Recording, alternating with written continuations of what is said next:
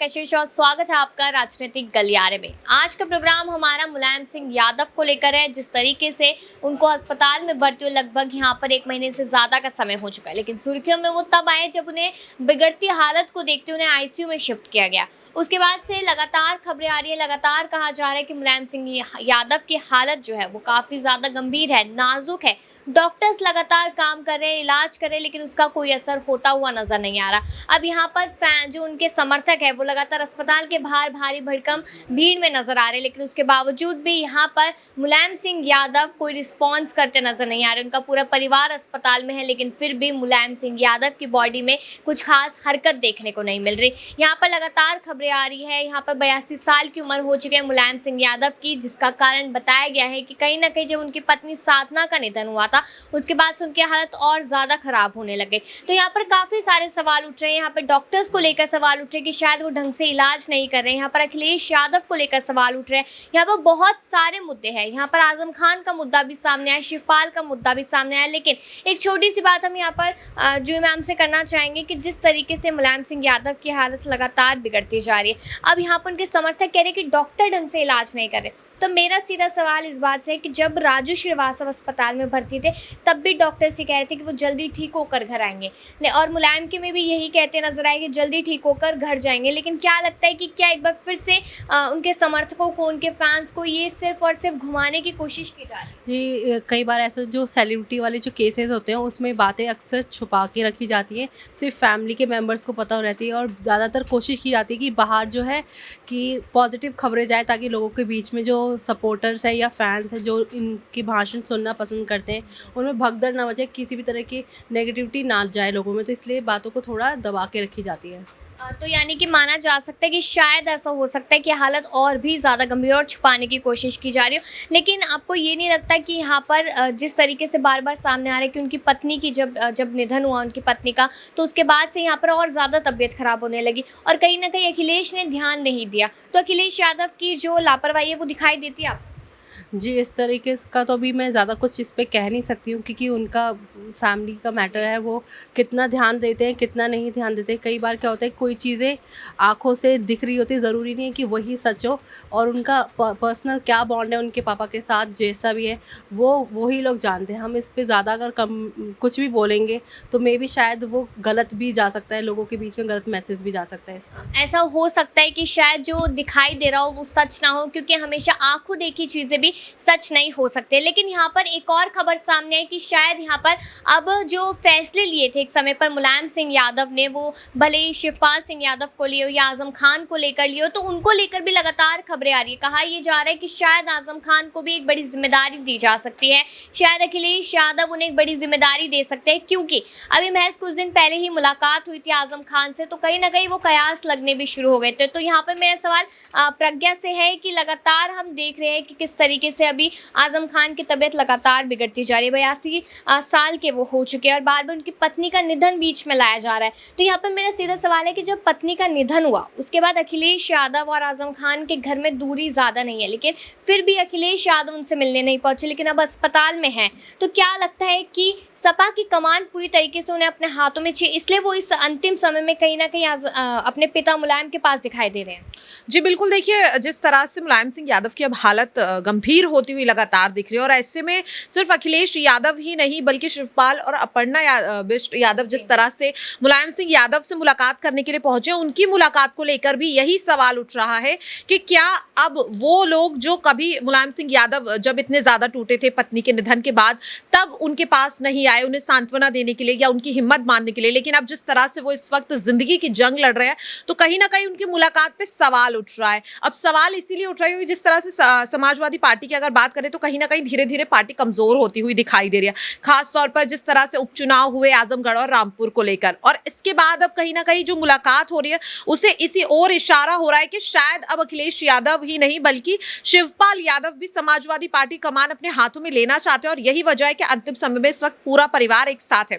हालांकि इस चीज पर साफ कुछ नहीं कहा जा सकता, क्योंकि इस वक्त मुलायम सिंह यादव की बात करें तो कहीं ना कहीं परिवार अगर एक साथ है तो हो सकता है उसके पीछे ये भी वजह हो कि कोई नहीं चाहता कि इस वक्त मुलायम सिंह यादव इस तरह से हमें छोड़कर चले जाए। यहाँ पर शिवपाल सिंह यादव आते नजर आ रहे हैं। अभी महज कुछ दिन पहले अखिलेश के आजम खान से भी मुलाकात हुई थी। एक समय था कि जब तीन तिगड़ियों के नाम से जाना जाता था, मुलायम, शिवपाल और आजम। तो क्या लगता है कि अब वो समय आ गया है शायद जब शिवपाल और आजम दोनों को ये बड़ी जिम्मेदारी मिलनी चाहिए पार्टी में, अगर मुलायम सिंह यादव के साथ कुछ हो जाता है? हाँ बिल्कुल, देखिए जिस तरह से आपने कहा भी कि तिगड़ी मानी जाती थी, और साफ तौर पर दिख रहा है कि जब से आजम खान और शिवपाल यादव ने पार्टी से किनारा किया है, तभी से कहीं ना कहीं समाजवादी पार्टी कमजोर होती हुई दिखाई दे रही है।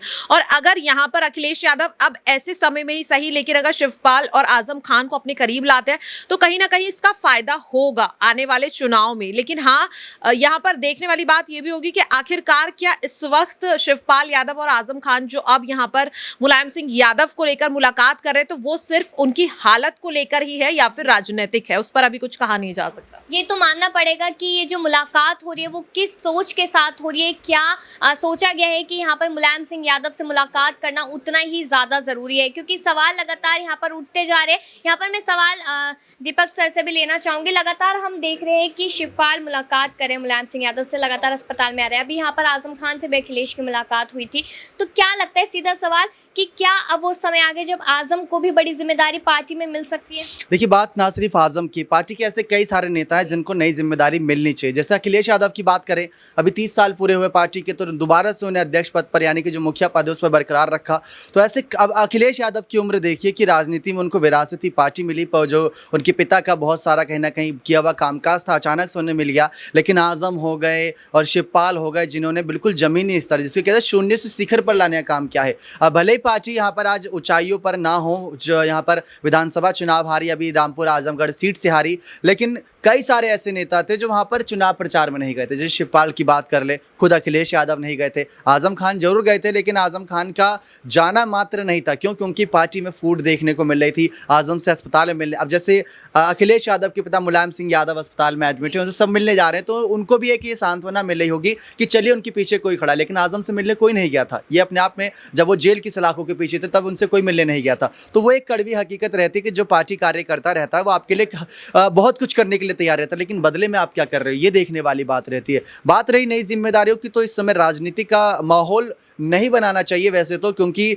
बात यहाँ पर परिवार की और इस समय गंभीर मुद्दे की, जिसको डटकर हर किसी को मुसीबत का सामना करना चाहिए। लेकिन अब जो माहौल बना ही है तो इस बीच सवाल भी उठेंगे। जैसे ओपी राजभर कई सारे सवाल उठा रहे हैं, शिवपाल यादव उठा रहे हैं। अब शिवपाल यादव की भी खुद की एक पार्टी है, उसमें वो उनकी पार्टी के पीछे का मकसद क्या है, ताकि वो भी अपने बेटे को आने वाले वक्त में किसी और पार्टी में वो किसी की ठोकरें ना खाएं, ये सोच रहे हैं। आजम खान का भी पूरा परिवार है, जहाँ उनकी बहू, उनकी पत्नी, उनका बेटा है। अगर वो राजनीतिक मंच पर आते हैं तो क्या सपा पार्टी उनको टिकट देगी या नहीं देगी, ये सवाल रहते हैं। तो आजम खान भी यही सब सोचकर फिर आगे बढ़ते हैं। तो यहाँ पर कहीं ना कहीं ऐसा माना जा सकता है कि आजम खान भी इंतजार करे, शिवपाल सिंह यादव भी इंतजार करे। शायद हो सकता है आने वाले समय में अखिलेश यादव या फिर मुलायम सिंह यादव अगर वो ठीक हो जाते हैं तो बड़ा फैसला ले सकते हैं। एक आखिरी सवाल मेरा यहाँ पे रहेगा कि बार बार यहाँ पर कहा जा रहा है कि परिवार एकजुटता में नजर आ सकता है, क्योंकि यहाँ पर अपर्णा यादव के साथ क्या हुआ था वो सबने देखा है। उसके बाद यहाँ पर देखा कि प्रतीक यादव इतना ज्यादा इन्वॉल्व नहीं होते हैं परिवार में। तो क्या लगता है कि वो ऐसा समय अब यहाँ पर आ गया है मुलायम सिंह यादव के लिए जब पूरा परिवार एक साथ नजर आएगा?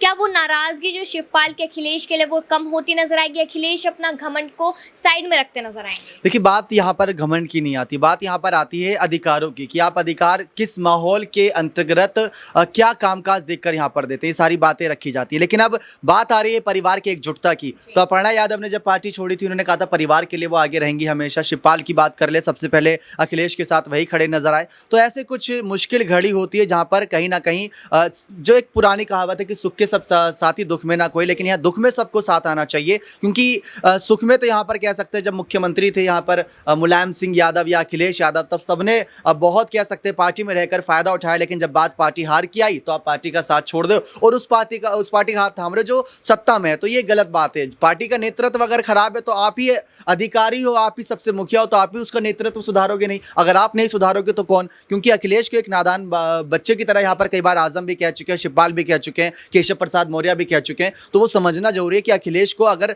विरासत में मिली है तो घमंड तो थोड़ा बहुत सब में रहता है। क्योंकि अगर कमाया होता तो शायद उनको उस चीज़ का एहसास होता, बोलने से पहले सोचते। लेकिन आज अगर देखें तो बड़बोलेपन के लिए जाने जाते हैं, अपने कई ऐसे फैसले के लिए जाने जाते हैं जो अचानक से ले लिए जाते हैं, जो पार्टी के कई नेताओं को चुभते हैं, लेकिन उनको लगता है कि माहौल के हिसाब से उन्होंने सही फैसला लिया है। तो अब देखना ये होगा कि आखिरकार मुलायम सिंह यादव की तबीयत कब तक ठीक होती है, कब तक यहाँ पर शिवपाल और आजम खान को एक बार फिर से साथ में किया जाता है, क्योंकि आजम खान भी कहीं ना कहीं इंतजार करते नजर आ रहे हैं और शिवपाल सिंह यादव तो लगातार इंतजार में थे, बस नाराजगी उनकी यहाँ पर हावी पड़ती नजर आ रही थी। वही देखना है, लेकिन उम्मीद यही है और यहाँ पर समर्थकों की दुआएं है कि मुलायम सिंह यादव जल्द से जल्द ठीक होकर घर वापस लौटे। अब आपका क्या कहना है कमेंट सेक्शन में जरूर बताइएगा और बाकी ऐसी खबरों के लिए देखते रहिए Next 9 न्यूज।